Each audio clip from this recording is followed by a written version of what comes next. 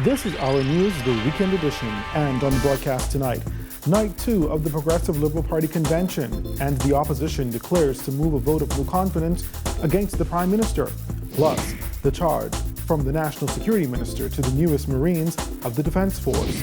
And later on, Bahamian dancers compete in Star Quest dance competition.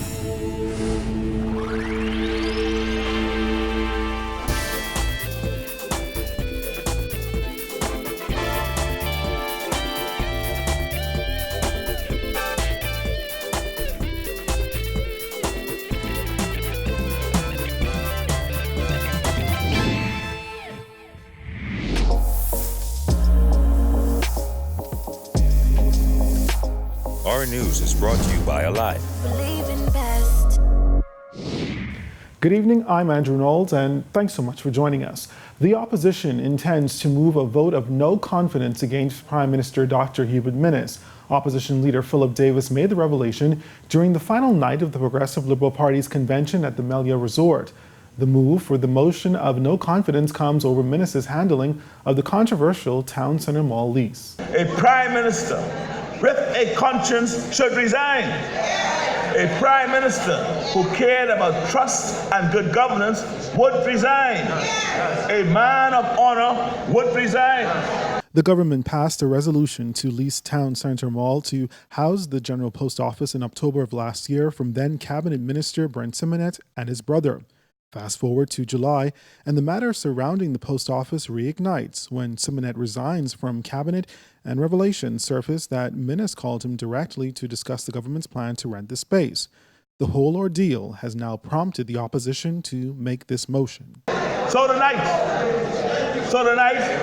I want to announce that I'll be working with our parliamentary group on a no confidence motion that we intend to introduce in the House of Assembly at the earliest opportunity. And what we are going to do, because they have the numbers, right? It's a mathematical matter for them. But for us, what we are going to do is require members of the F&M to go on the record and vote. They are going to be forced to demonstrate whether they are on the side of lies or whether they're on the side of the Bahamian people. Davis also touted the party's record and its plans for the country's future, while defending the record of former Prime Minister Perry Christie. I'm proud of the work done in that cabinet too. BAMSI, the National Trading Agency, raising the minimum wage, RISE, doubling the number of scholarships, and so much more. Though he admits the last Christie administration sometimes stumbled and it didn't solve all problems, Davis insisted the former government still did a lot of good. You know, I didn't always agree with him when he was Prime Minister. He'd be happy to tell you the same thing.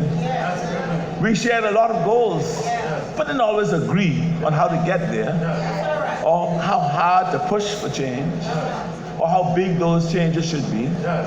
He did things his way. But anyone who knows me knows I'm my own man. And always have been. I have my own vision, and I have my own story. Well, Progressive Liberal Party officials are remaining tight-lipped about the price tag attached for pulling off the organization's two-day convention. Convention Chairman Michael Halkitis was asked about the cost. However, he declined to give an exact figure. However, he said it was not cheap.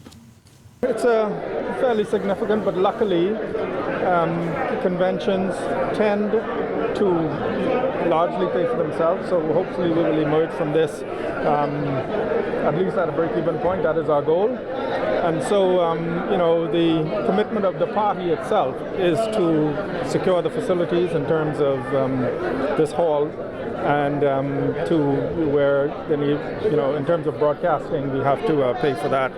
After the Progressive Liberal Party lost the 2007 election, it owed the Broadcasting Corporation of the Bahamas nearly $250,000. In late 2011, the government-run broadcaster secured a Supreme Court judgment against the PLP, then leader of the opposition Perry Christie and PLP Chairman Bradley Roberts for the payment of $247,974.16. As it relates to covering costs this time around, Halkitis said this.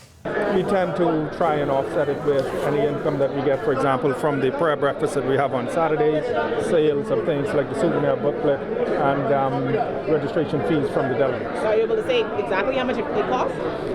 We will have an accounting at the end of it, but it appears as if we should be able to pay for it. From the crime beat, investigations continue into the circumstances surrounding the death of an adult male whose body was pulled from waters yesterday. Police say the man's body was discovered submerged in waters at the Sandy Port Marina, West Bay Street. The body was retrieved and taken to hospital where an autopsy will be performed to determine the exact cause of death. Well, meantime, Fusion Superplex is setting the record straight regarding an incident which occurred on its property yesterday.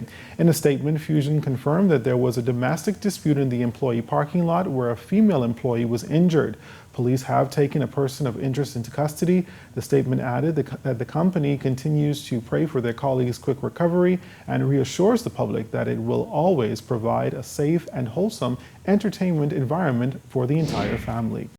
Still ahead tonight, the newest Marines of the Royal Bahamas Defense Force urged to make sacrifices. That story and more when our news, the weekend edition, returns.